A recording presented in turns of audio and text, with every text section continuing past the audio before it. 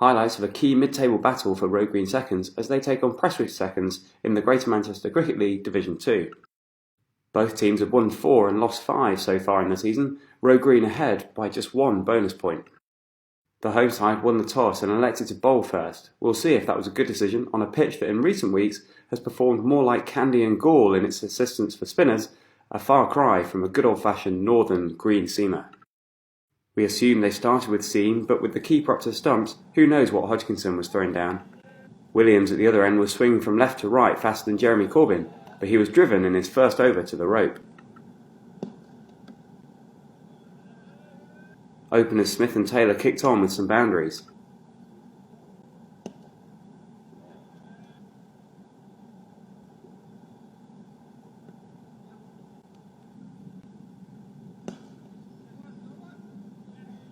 A polite inquiry for leg before from Williams. There wasn't much in it for the seamer, especially when the ball didn't bounce, but fielders kept the pressure on. But fielding was a letdown when first slip dropped catching practice offered by the batter.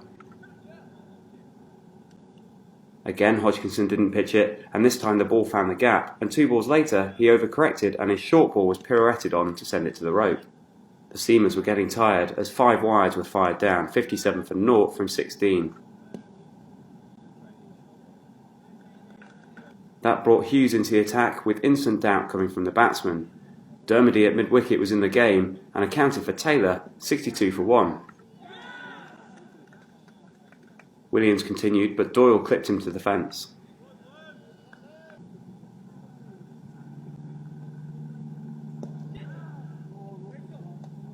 First slip then dropped another regulation chance to get rid of Smith. Smith was struggling against Hughes, but he soon departed, leg before to Williams at the other end whilst our cameras cut out. He was followed quickly by Doyle, removed by Hughes.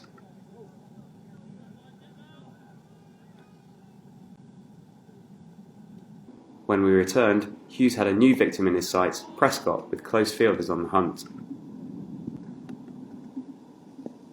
Memon was then bowled by skipper Jones from the other end, making it 103 for 4, which triggered a collapse. Hughes finally got Prescott, and Cuthbert will be glad our coverage was a little bit blurry as he clothed the ball to square leg. Hughes made it 4 wickets in 7 balls for Roe Green, with Ashfaq offering catching practice to mid-on.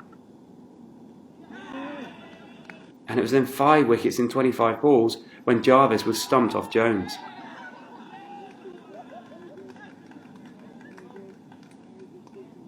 Still the dust bowl at Roe Green turned, but with fielders around the bat, loose balls went to the boundary.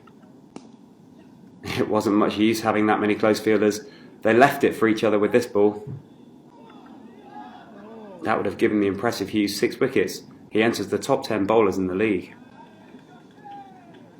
With a life being offered to Ahern, Cheshire launched a counter-attack.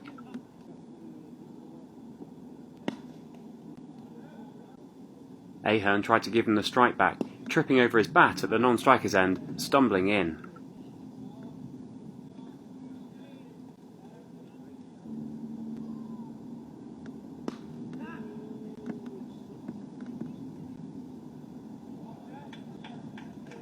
Bowers came on and left a return catch from Ahern, allowing Cheshire to get after him.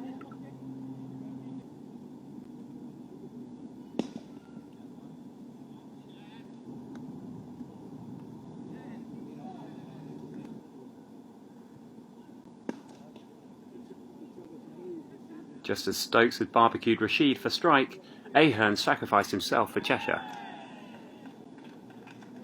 It was worth it though, as the next ball went to the rope.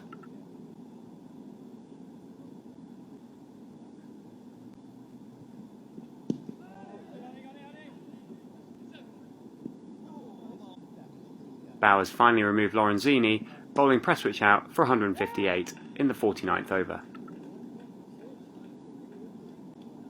We switched ends at the break, closer to the Roe Green faithful, whose jeers and shouts you'll be able to pick up.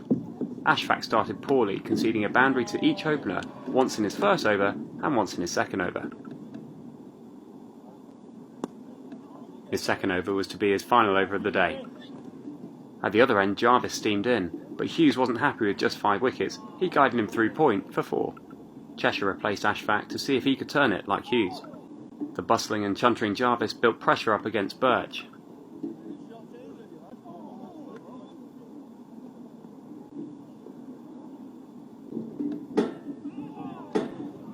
Until a few overs later, he appealed for everything under the sun, the umpire agreeing to one of the modes of dismissals. It says LBW in the book. Jarvis changed the angle to Hughes and drew a false stroke, the double teapot showing his distaste at the shot and the crowd's reactions.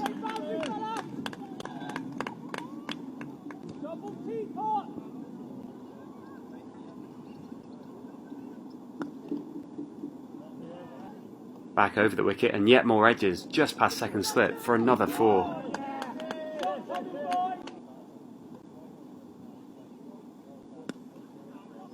Skipper Lorenzini replaces Jarvis, but his first over contained a boundary and 2 sets of 5 wides, taking the score to 65 for 1 after 15.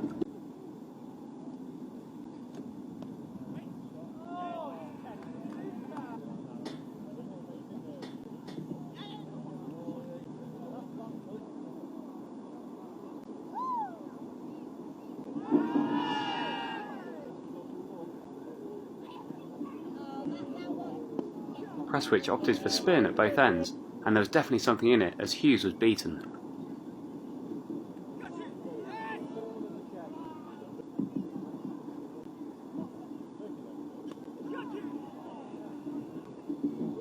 Needham was getting the ball past close fielders for 4. He started to take a liking to Memon's leg spin.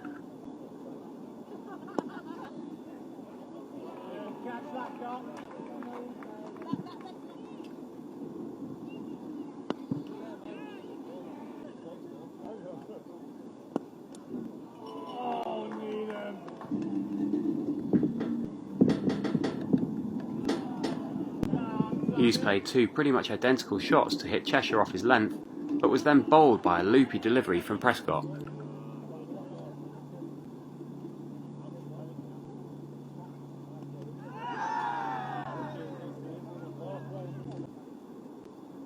Needham pressed on.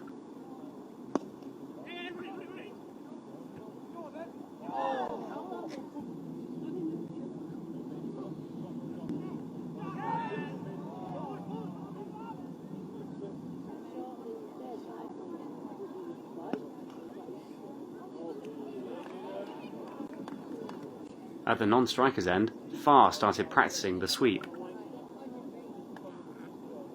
But when it mattered, he missed it and was bang in front.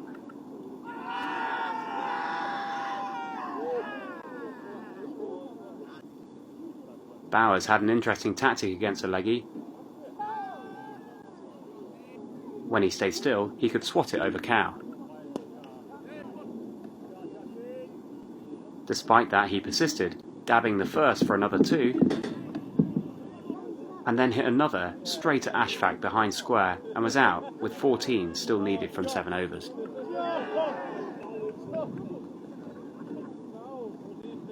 Dermody came to the crease and in his first 5 balls faced, hit Memon to the exact same part of the boundary 3 times.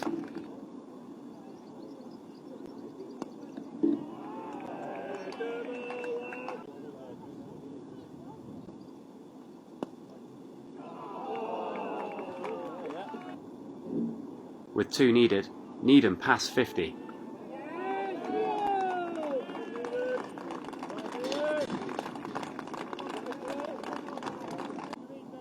And then Dermody guided for 2 to finish 14 from 6 balls.